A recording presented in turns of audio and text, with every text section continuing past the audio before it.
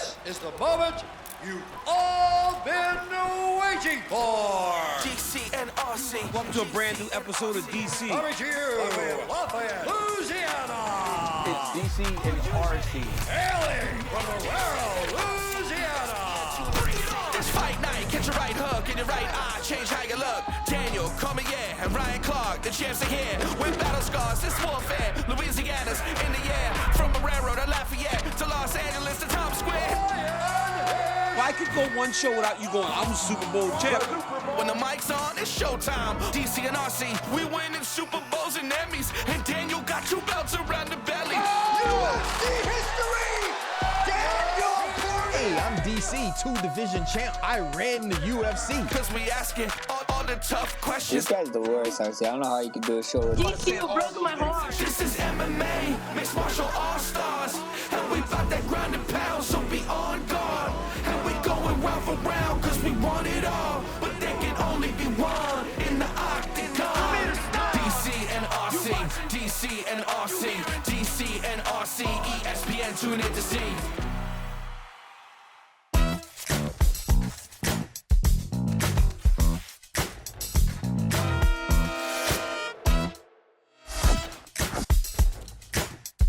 What's up, guys? Welcome to a brand new episode of DC and RC. I'm Daniel Cormier.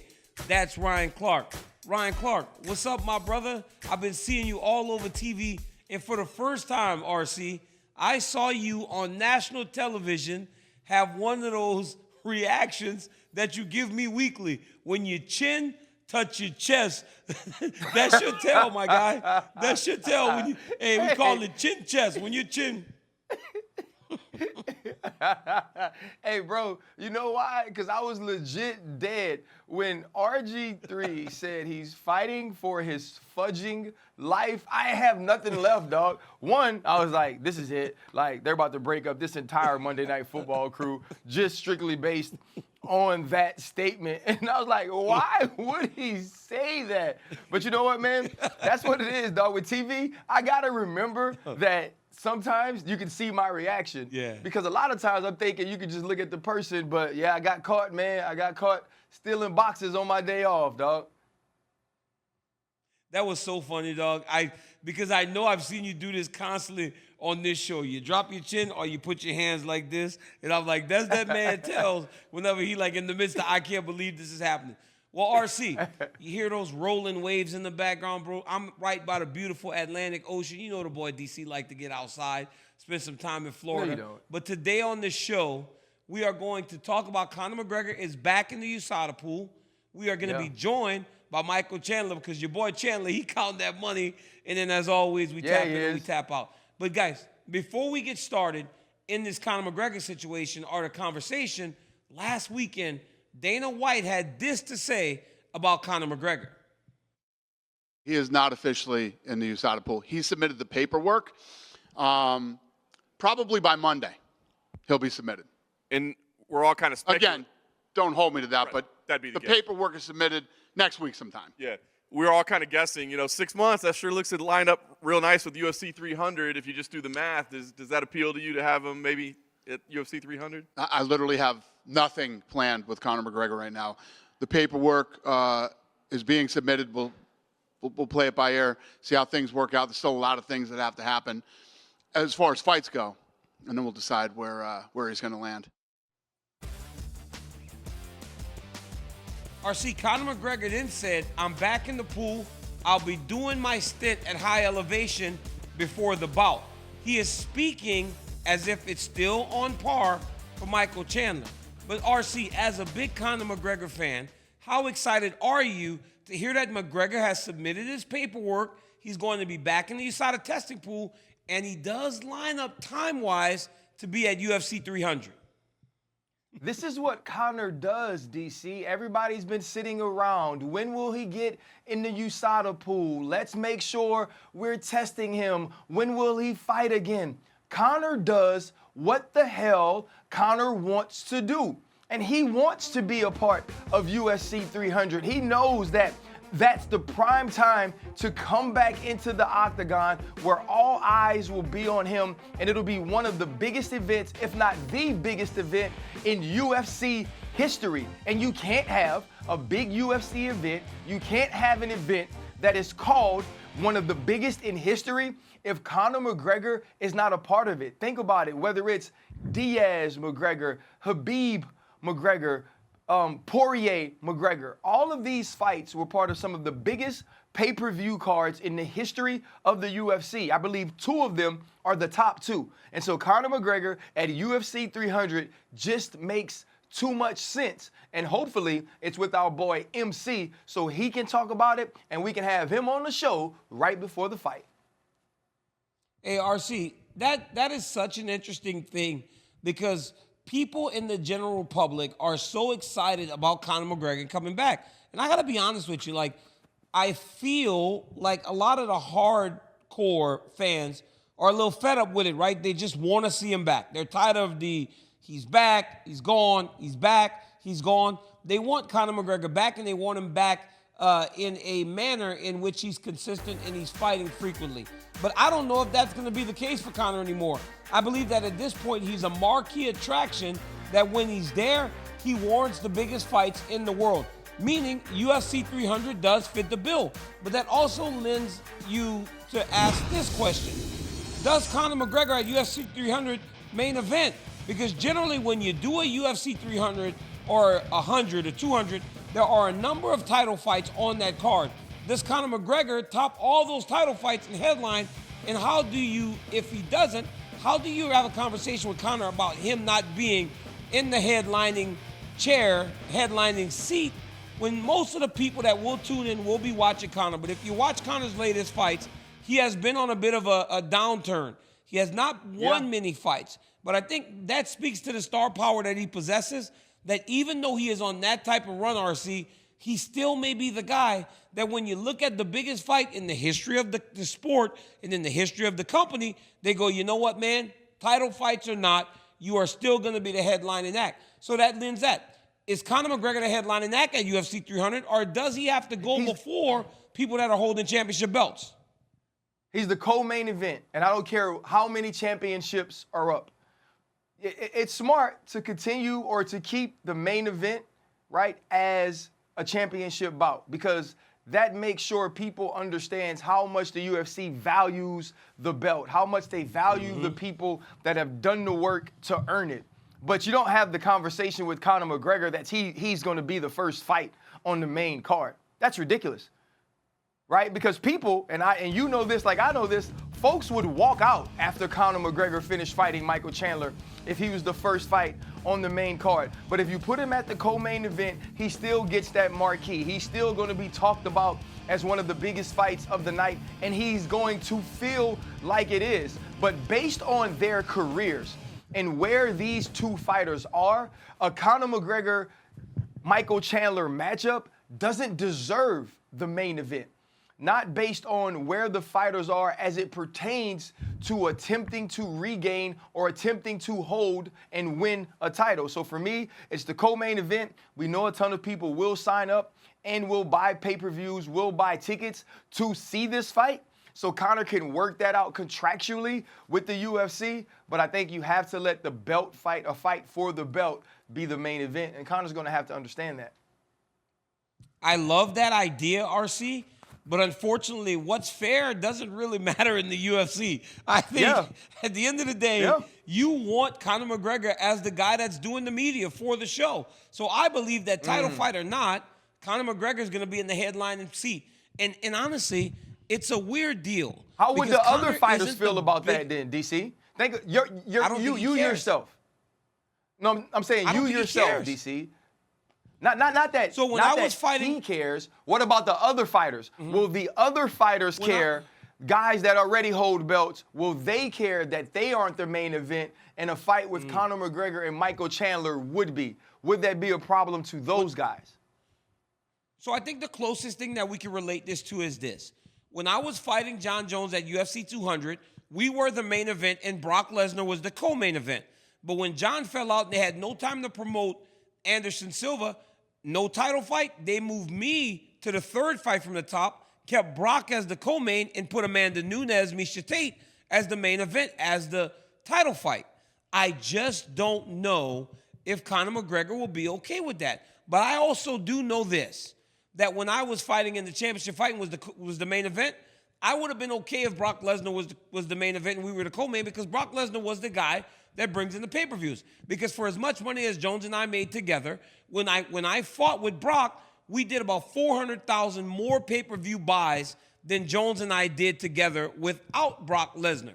So it's like, you know where the bread is buttered. So if you're one of those champions that has the ability to be on the Conor McGregor fight, you have to take it as it can, because it's going to line your pockets in a way that you may not get if you don't have him on the card. So if it comes down to whether or not he's on or not, but he has to be in the main event, I think people would understand, you take the main event, I'm going to take the money that comes with being on the Conor McGregor card. But we're talking about this, RC, as if it's just going to happen, when we have been told time and time again that Conor McGregor is going to be fighting. So what's the confidence level that he actually steps into the octagon? Because we have now been told for the last 6-7 months that he's on the verge of returning. Him and Chandler, after doing the Ultimate Fighter, were supposed to fight in August. By UFC 300, that's going to be around April, May sometime next year. What do we do? Are we sure that he's going to actually make that walk again? Bro, when it comes to Conor McGregor, I'm like a girlfriend that's been hanging on for 10 years and the dude just won't propose. I'm still going on dates. I'm still going to the movies. I'm doing all the things that a good girlfriend or good boyfriend would do, and we just ain't made the commitment that we gonna set a wedding date. That's how I feel about Conor McGregor, that it could happen, it may happen. He's teasing that it's gonna happen, but until it happens, I ain't believing that it's happened. But Michael Chandler put this tweet out, and this could kind of give you a feel of where things are, at least for him. Got a visit from USADA today. Timing is always on point.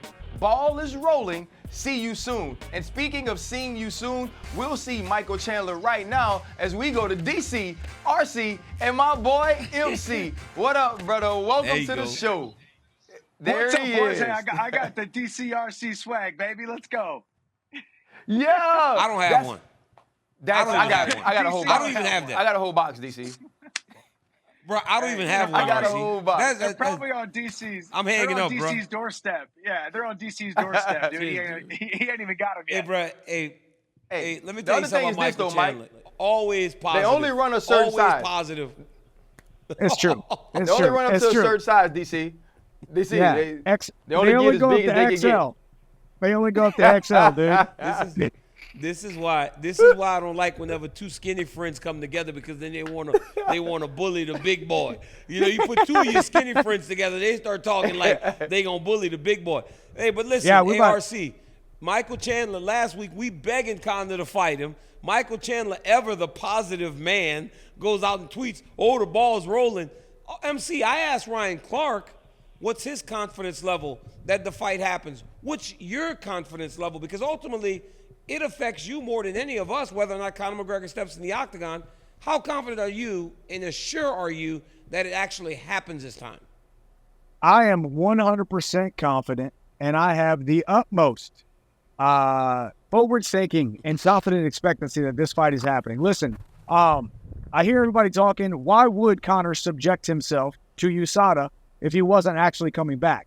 You know the rigors of it. I know the rigors of it. And yes, that tweet was for real. I literally got a visit from USADA yesterday. And the timing of it is always on point, because months ago, whenever Conor missed the cutoff for the December fight or whatever everybody was talking about, Conor's got 48 hours to get in. He's got 24 hours to get in. They tested me that day just to rub a little salt on the wound. But like you said, we stay positive, and this fight is happening. We'll see. Bro, you are the most optimistic, positive human I know. I was actually talking about you early on when I was filming, and I was like, look, man, they're about to make this Chandler-Conor McGregor fight. We got to get MC on the pivot before the fight. But for you, with being that positive, being that optimistic, how hard has it been to wait on this fight to come to fruition? It's a good question, man. Obviously, listen, any big fight, any fight that you really want, that have your heart set on, it's always tough to wait. especially when it's catching lightning in a bottle, when it is the unicorns fight that is the Conor McGregor fight that supersedes or that is right after the Ultimate Fighter, 12 weeks on ESPN. There was a lot of buildup. Yeah. We've been talking about this thing since February. I had a phone call with Hunter Campbell in this studio in February. I did just have a phone call with Hunter Campbell today. So things are moving in the right direction. I know we're not getting the answers that everybody wants, but I've always just known Conor's a fighter. Conor wants to come back. Yeah, he's got all the money in the world. He's living on boats. But he wants to come back to his first love, and there's only one guy he can fight, and that's me. DC, can I ask one more? Let me ask you this question. Yep, you got it, RC. You got it, RC. Go ahead. Can I ask you one more? Michael, you mentioned how this is a unicorn fight. Was there any difficulty, or how much difficulty has there been to not take another fight, or as you wait for Conor McGregor to be in the USADA pool to give you that chance to get this date set? That honestly wasn't that hard of a decision for me. Like when I signed with the organization in September and I said yes to a backup fight, flying all the way, doing a training camp with a 99% chance that I wasn't going to fight Habib or Justin. And going out there, making weight, going through the training camp. When I signed my name on a dotted line, I'm a man of my word. I never was going to give up on this fight, even though a lot of people thought I was United, all that kind of stuff. It's the fight that I wanted. I want to fight Conor. I've always wanted to fight Conor. And we've been this close now for 8, 9, 10 months. Some days it felt like it wasn't going to happen, but it wasn't that hard for me, man. The guy I want to fight, Conor's the guy I am fighting. And unfortunately, I think he tried to smoke me out. He tried to wait me out because he thought I might try to be active. Good thing is I got all kinds of stuff going on outside the cage, out here making money. I don't just rely on my UFC paycheck. So I'm out of here doing just fine. Good. MC, I got a question for you, RC. I'm glad that you had that follow-up question because I have something along the same lines. MC, you speak about it being a unicorn fight. You speak about it being right up there with the championship. Is there danger in you putting too much on this fight in regards to what it can do for you? Because ultimately, you're the guy that's been more active. You're the guy that's had the more recent success. Why would that feel so important to you opposed to that fight being important to Conor McGregor? Man, I think no matter what, we had the Ultimate Fighter. You got to remember, this all started with the Ultimate Fighter. No, historically, nobody goes to the Ultimate Fighter and doesn't fight the guy that we're on the opposite side with. Obviously, Conor can. People think Conor can call a lot more shots than he actually can. But either way, man, I just knew this was the fight in my heart of hearts that was going to happen. I knew it whenever I knocked out Tony Ferguson, and I called him out with the big Conor McGregor post-fight speech that everybody loved. He tweeted at me. He's a guy that I know we have a ton of mutual respect for each other. We want to go out there and put on a show. This is the fight that I knew that was going to happen, and I can listen to everybody talk, all the pundits and all the other fighters acting like I'm not a real fighter because I'm waiting this long. It's all just hoopla, man, and I've just enjoyed the process. And this has been the best year of my life, man. I have spent more time with my family in the last year than I have in the last 15 years combined. So I'm enjoying it, to say the least. And listen, that part is amazing. We all know how much you love your family. It's amazing to see you with your wife and with your kids, but they ain't stepping in the octagon to help you, at least not until you're up on the cage and you're asking where your son is. So when you look at this fight, which is going to be dynamic and explosive, as it is every time you step inside the octagon, let's just say, because of the math, this rounds out about being a UFC 300 fight. Would you and Conor McGregor deserve to be the main event of that card? Man, luckily I fight for and am signed with the greatest mixed martial arts promoters on the planet. They know how to put fights together. They know where to put the fights, how the fights come together. Do I think we're deserving of that? I think deserve is a tough word that anybody should use these days because a lot of people think they deserve a lot more than they actually do. However, I do think Conor and I are main event material. Do I think it's going to be UFC 300? I don't know. Do I think we're worthy of that? I don't know. Do I know what's going to happen tomorrow, let alone 6 months from now? No, I don't. So either way, it's a big fight, man. People have every single time Conor has tweeted, every single time Conor has teased that he's coming back, every single time they watch The Ultimate Fighter, every single time they see me out here training, keeping my nose to the grindstone, knowing that Conor is up against one of the toughest tests he's had in his entire career, if not the toughest test. especially coming off of a 2-year layoff. This fight has all the makings of fireworks. This fight has all the makings of main event milestone material. So we'll see. We'll let the UFC be the UFC, and I wouldn't be surprised if we are the main event. We'll see. Michael Chandler, look at my face. I turned my nose up at you. You're a politician. You answered that question in 7 different ways without answering the question. Look at my nose, RC. I answered the question the way a young Daniel Cormier would have answered that question back in the day. You know, that's how I answered that one. You both do have Dana White privilege. That is true. That's is right. true. That's right. You both do. This boy over here answered so many questions without answering the question. Hey, Michael Chandler. Yeah. Hey, man, I appreciate you joining DC and RC and MC, man. Thank you, We brother. always love having you on. And I'm glad that this year you've been able to spend time with your family, but also be with us more as we enjoy always having you on the show. Thanks, MC. Of course. Thank you, guys. Thank you, my boy. Appreciate y'all. Thank you. Hey, RC, Michael Chandler is a tremendous fighter. He's a politician. He's a great analyst. He can do so many different things on Sounds like television Daniel Cormier. and in fighting. This dude is something Sounds else, like man. Daniel Cormier. This dude didn't answer that question. Politician? This boy didn't. Politician? Yeah, he a politician. Tremendous fighter. That sounds like you, bro. Listen, dude, it I'm ain't so just proud the of fact that you were a great fighter and people like you, that you're one of the lead commentators for the UFC. That ain't why, DC. Nobody likes you. You're actually, in real life, though I love you, sort of a turd. You sort of are. It's not because of that. It's because you're a politician, because you've known how to play the game. Oh, let's make people like me. Everybody wants DC around. Watch me eat chicken with my shirt off and dance around. That's what people love about you. So you play the role your entire career, and now you're benefiting for it or benefiting from it in post-career. Don't play games with the people, bro.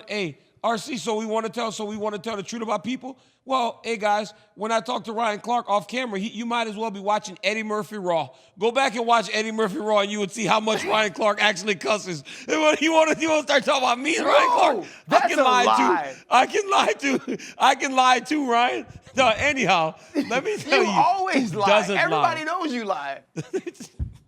Let me tell you who doesn't lie. Bobby King Green. Bobby Green will tell you exactly what he's feeling every single time, regardless if it benefits him or if it doesn't. Last week, Bobby Green was once again in a big spot. He fought Grant Dawson, who was a number 10 ranked fighter in the world. Bobby Green, for the first time since in the UFC. Now, Bobby will tell you he fought Islam on 10 days. He fights anybody, anytime. That's why some of those big moments, he has not been able to come up in wins. Now, he got it done with Grant Dawson, but not only did he get it done, RC, he got it done in a way that was so impressive. 37 seconds, he knocks him out and still doesn't call for being in the top 10, being in the top 15. He goes, I want to fight again at the end of the year. How impressed were you by Bobby Green? What was most impressive to me, DC, it was a left jab. Right? You know, and Bobby fights with that style with his hands down a little bit. It's sort of awkward. But you could see Grant was trying to get off his strike, and Bobby just beat him to it. It was accuracy. It was precision. Drops him right away and then finishes him. That was what was super impressive to me. But it's also like, we know that this dude's a fighter. You heard Michael Chandler say, because I won't take a fight, there are people treating me like I'm not a fighter. But Michael Chandler's a fighter, but so is Bobby Green. Bobby Green ain't running from no smoke, bro. He's willing to get inside the octagon and go to war with anyone. But when you finish that way against a guy who was in the top 10, against a dude who 80% of the bets were on to win, that's a statement win.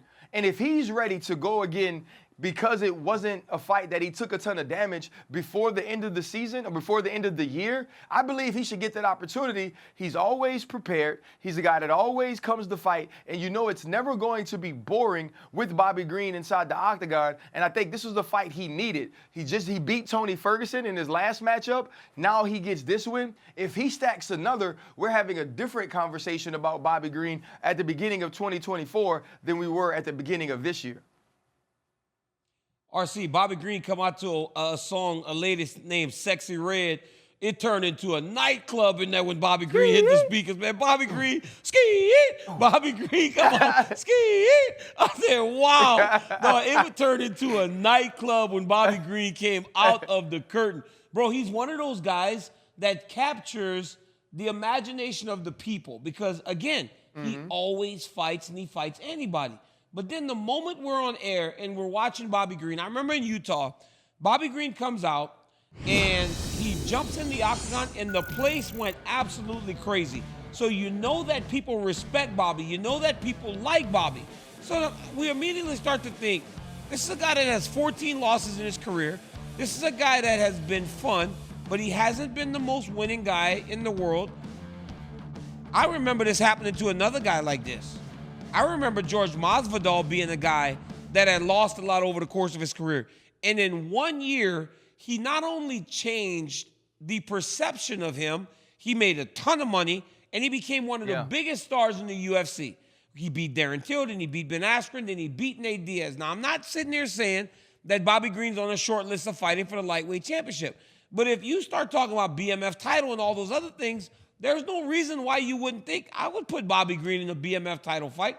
So when I tell you that, Ryan, do you think Bobby Green possesses that ability to have that breakout year like Jorge Masvidal and make a ton of money and become one of the biggest stars, even though he's not one of those stars you expect to win every time, but you always tune in to watch him? But isn't it about a streak, DC? Like, think about that. Jorge Masvidal became Jorge Masvidal because he goes on a streak of winning. You just mentioned the 3 fights he was able to win. Now we have Tony Ferguson. You have Grant Dawson. If he gets another one, but it has to be a name. And the other part was we started recognizing Jorge Masvidal because of the way he won fights. Right? It was coming off of the cage with the knee as the first strike against Ben Askren, and he sleep, and then you pound the mat as he lays there. But there has to be a little bit of that, too, that gets Bobby Green into those conversations. So I think the Grant Dawson knockout is the start of it, right? A 37-second finish. Now it's about going to the next fight, duplicating something similar, and then giving us the personality that makes us want to see you in there with other dudes we believe are bad as hell like you. Yeah, you know, I was thinking to myself, RC, that win over Grant Dawson was bigger a win than anything Masvidal had in that entire year. Yeah. Because Till wasn't in the top 10, Askren wasn't in the top 10, and neither was Diaz. Thing about the Diaz situation, though, Diaz was 3rd, and Diaz was for that championship in New York City. Bobby Green called out Dan Hooker. Is that name big enough? Is that name big enough that if he beats Dan Hooker, that he actually, you go, wow, Bobby Green is now more viable than we ever thought he could be? If he beats Dan Hooker, that immediately puts Bobby Green in the top 10. I would think he would be somewhere at 8 or 9. And the thing we've seen about the UFC is once you get into that top 10, you can find yourself in a fight with number 2, with number 3, with number 4, especially if they're looking to not have that much inactivity. And so I think he wins that fight. He wins in impressive fashion. We have to remember now, we just saw Dan Hooker in a war.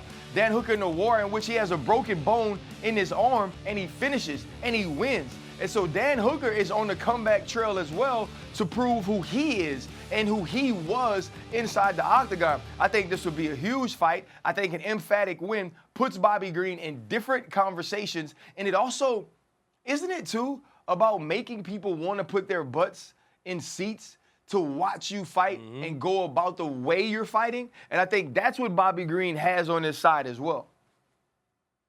Yeah, Bobby Green has that ability to make people care. I just don't know, and this is the only area that I worry about with Bobby. The stars aren't aligning as well as they did for Masvidal, because you remember, after Masvidal beat Ben Askren, Nate Diaz went in that fight in Anaheim and said, I'm the BMF, so they created a title. There's no one saying I'm the BMF now because the title already exists. There is no title they can create to put on Bobby Green. And another thing, Kamaru Usman was supposed to fight someone else for the championship, and he got hurt. So then Masvidal jumps on that plane, eats pizza in Italy on the way, and then he, it even added to who he was. So it just seems like the stars aligned for Masvidal, and I don't know if the landscape in mixed martial arts is as free as it was back then. And in the pandemic, we didn't have much to do. Masvidal, the timing was perfect for Masvidal, right? And I just don't know if that exists for Bobby. My last thing about Bobby, and this was another thing. When I saw it, I go, oh my goodness, Bobby did it. Because I have seen Bobby in these situations before, not able to get over the hump. I said, Bobby did it. And the people went crazy in the apex. He's got a lot of momentum. He finishes Tony Ferguson by submission. He knocks out Grant Dawson. Says he wants to fight by the end of December. Said he wants to make $1 million this year. Does he need to, though? Does he need to capitalize right now by fighting again this year to keep that momentum rolling? Or does he run the risk of waiting till next year and people start to... MMA fans have the shortest window in terms of remembering someone. It's crazy how quickly they move on. They have short memory. Does Bobby need to fight again before the end of the year?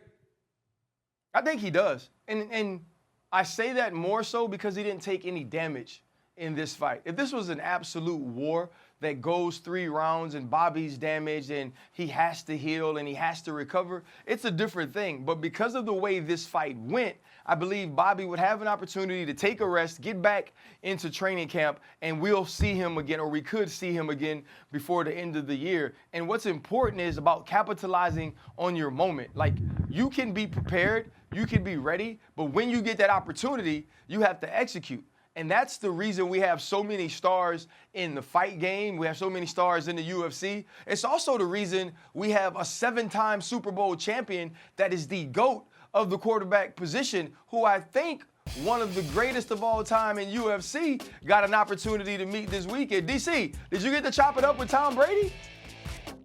Yeah, bro, Tom Brady's the man, bro. Every time he goes, he's like, what's up, DC? And I always kind of shiver a little bit because I hated him when he was playing because he was winning all the time. But the dude's nice, man. He's a nice guy. He always says what's up to me, and he just seems to enjoy the fights. Let me tell you something, Marcy. Now, you love fighting. That's why you got this job. That's why you're so knowledgeable about this job. As a football player, you love this sport. But I ain't never seen you at the Apex. You got to love the UFC to be at the Apex. Hey, bro, it's got to be the 3rd time I've seen Tom Brady at the Apex. This dude just loves watching fights. And guess what else? You know Sean Shelby, the matchmaker? Yeah. That's Tom Brady's cousin. That's Tom Brady's cousin, man. So I don't. Well, DC, that's his cousin. You the closest thing I got to a cousin in the UFC. You ain't never offered me no tickets, and might I add, I came out there the next day, but I wouldn't have been able to make it to the Apex that night. Jordan was playing against Colorado. Let me tell you something. But in the offseason, I will catch a fight. With all them jobs you got right now, you ain't going to no Apex. With all them jobs you got right now, you ain't going to the Apex. I mean, you on my TV screen too much. At this point, when I see you on TV, I start booing the TV. Boo Ryan Clark. Oh, man, another Ryan Clark. I got to watch him again. I'm booing you. I don't even watch our show no more because I get so tired of watching you. Man, forget you, bro. Ryan. One guy I'm watching, if he actually makes the fight, is Paulo Costa. Paulo Costa is a bit of an odd guy, Ryan. He went out there and he said he drank too much wine. That's why he lost to Izzy. Now he releases the news that 3 weeks ago he had surgery on his elbow. Yesterday he went on the MMA Hour and said that it was a staph infection, because the moment I saw the picture, I figured it was a staph infection. I've been around wrestling my whole life. How confident are you that this dude actually makes the walk? And how damaging is it that 3 weeks ago, Paulo Costa had what looks like a pretty intrusive surgery on his elbow? DC, it would honestly, look, he says, he's like, how strong are you? You never really know until you get tested by fire. I did surgery 3 weeks ago, 10 seam size, but I know how tough I am and continues improving, overcoming myself. It doesn't stop me, still doing my things and sparring everything. I'm so blessed. Guys, Paulo Costa really is full of that bull jive, man. I know Dion is gonna patent it soon, and I can't say it. Paulo Costa full of that bull jive, dog. You're not fighting just some dude. You're fighting Khamzat Chimaev. You're fighting a dude that doesn't seem to me to be like, hey, I want this thing to be fair. I'm not going to try to snap your elbow in half because you just had surgery on it 3 weeks ago. I don't know if Paulo Costa makes this walk. I also don't know if it's smart for him to make the walk. Now, if he was truly halfway drunk fighting Israel Adesanya, that means dude ain't that intelligent anyway, and that he's willing to fight at any time in any sort of shape. But it would not be smart for his career to get into the octagon in any way compromised if you're going to fight an animal like Khamzat Chimaev. And so I think it'll be very interesting to see if he actually makes that walk and we get to see this fight as we're expecting. You know, I think it's odd that he makes this public knowledge. Most people will say, well, he's building excuses. He thinks he's going to lose to this kid. He's putting out this stuff because now he's got a built-in excuse. I don't think that Paulo Costa is built that way. I mean, this guy's a monster.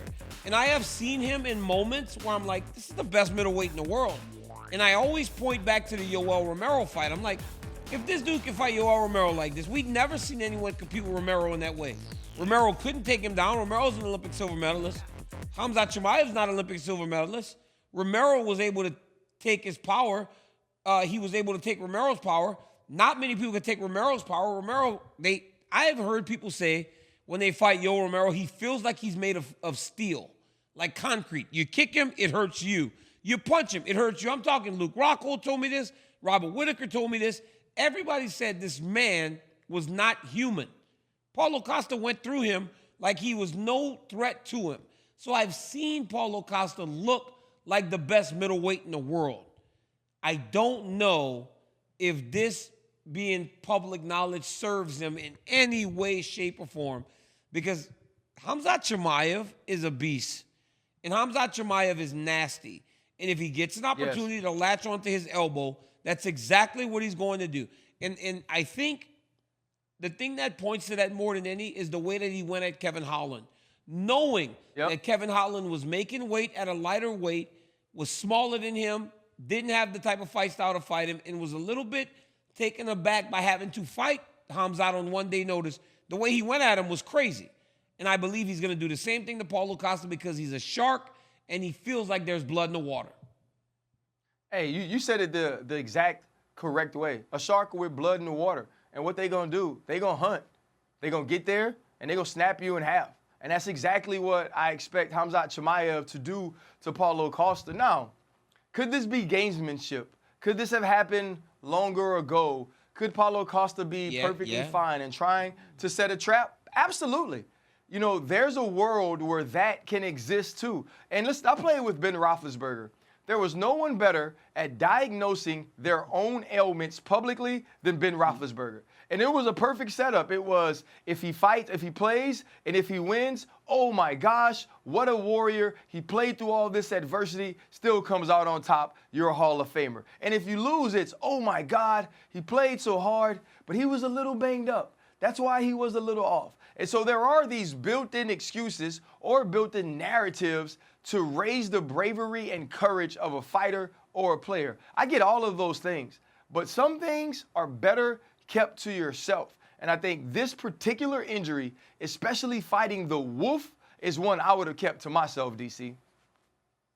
Absolutely, bro. I still don't understand. Looking at Ben Roethlisberger, the way he moved, his body, I still can't believe how good that dude was. That dude was amazing. Amazing. And he didn't look like he should be as amazing.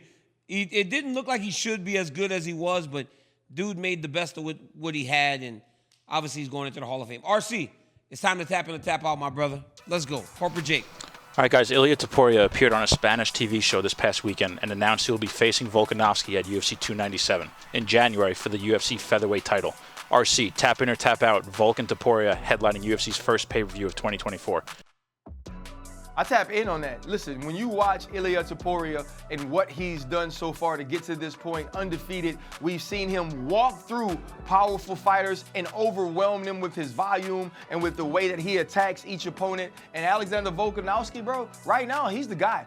For me, pound for pound, he's the best fighter in the world. This is going to be an amazing fight, an amazing matchup. And if you remember when we had him on the show, he said he didn't want to tell us too much about Ilya. He didn't want to talk about it too much because he got some things up his sleeves. I'm ready to see that take place.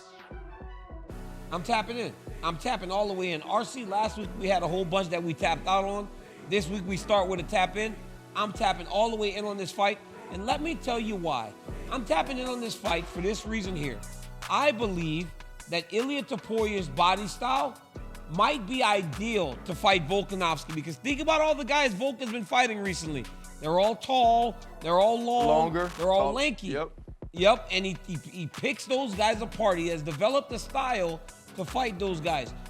Topuria is a meat and potatoes type of guy, and he is about the same height, if not a little bit taller than Volkanovski, with the same type of body style. I can't wait to watch this one. I tap all the way in. Corporate Jake. All right, guys. Nate Diaz came out and said he wants to rematch Jake Paul in boxing before MMA. Nate seemingly has 3 options next: MMA fight versus Conor, MMA fight versus Jake Paul, or boxing rematch versus Paul. So, DC, tap in or tap out, a rematch versus Jake Paul in boxing is Nate's best career move. No, I tap out. Nate's best career move is to finish the trilogy with Conor McGregor. They'll make a ton of money. It'll be competitive, and they will answer what is one of the better rivalries the UFC has seen. Now, I think if he's going to fight Jake Paul, he should do it in MMA. Go get a victory. He'll beat Jake Paul in MMA. But in boxing, he'll lose to him again. So I say fight Conor or go fight Jake Paul, but fight him in mixed martial arts. I tapped out on watching Nate Diaz box when he threw both fists at the same time. I knew at that point I was done watching Nate Diaz box for the rest of my life. Corporate Jake. Strawweight champ Zhang Wei Li recently posted a video of her picking up Shaquille O'Neal. A while back, she posted a video of her picking up Francis Ngannou. RC, tap in or tap out, picking up Shaq is more impressive. Picking up Shaq is way more impressive. Do you know how hard it is to pick up 7'2" of a human that's also over 300 pounds when you are a small woman like Zhang Wei Li? This is absolutely phenomenal. And the other thing I like about it, she gets a kick out of doing these things. She knows she's strong as hell, and she just wants to show it off. It's like when a kid first realizes he got a muscle, right? And he just walk around, and everybody he go up to, he goes like this. Zhang Wei Li does this. This is like her parlor trick or her party tricks. Like, bring me the biggest black dude, and I'm gonna pick him up. You gotta be the craziest human being I ever met, man. First off, you just got me still laughing that I'm done watching Nate Diaz. We threw his hand 2 fists at the same time. And now, he gonna talk about Zhang Wei Li just picking up black dudes, which is true. But I think that picking up Shaq is most impressive. He's huge, bro. Shaq might have lost a lot of weight, but when you come from Big like man. 400 to 320, you're still a massive human being. So that's most impressive. Francis weighs like 285 on his heaviest days. Shaq weighs about 330 pounds. So, yeah, more impressive that she picked up Shaq. All right, guys, last one. NBA superstar Kevin Durant was recently asked who his favorite athlete is to follow on social media. His answer, Khabib Nurmagomedov. DC, tap in or tap out on Khabib being a top social media account. I tap in. He's fun. He does cool stuff. Let me tell you something about KD, man. KD is like tapped into mixed martial arts.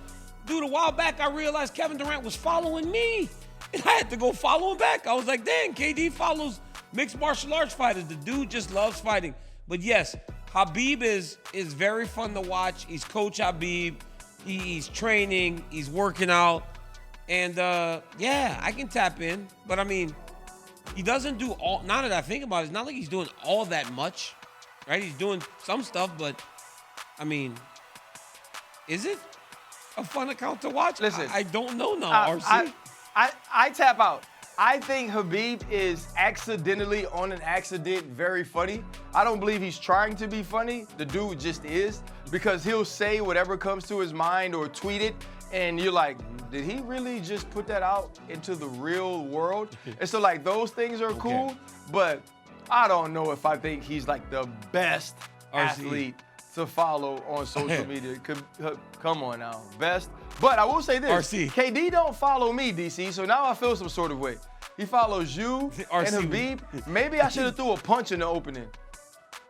Yeah, hey, RC, what about whenever we told Habib, come on, Habib, dance with us at the Hall of Fame? Habib said, no, brother, please, no dance. No, brother. Hey, he's so dry with you, too. And you don't know, it's like, does this dude dislike me? Does he not like me? Am I about to get put in a guillotine on the desk? But remember, guys, DC and RC, man, a new episode every Tuesday on YouTube and wherever you get your podcast. Also, you can tune in at midnight on ESPN2. You can catch me and my dog, Daniel Cormier. I'm RC. I'm not a two-division champ, but my boy is, and he is also a UFC Hall of Famer. We appreciate y'all tapping in. You're Super Bowl champion.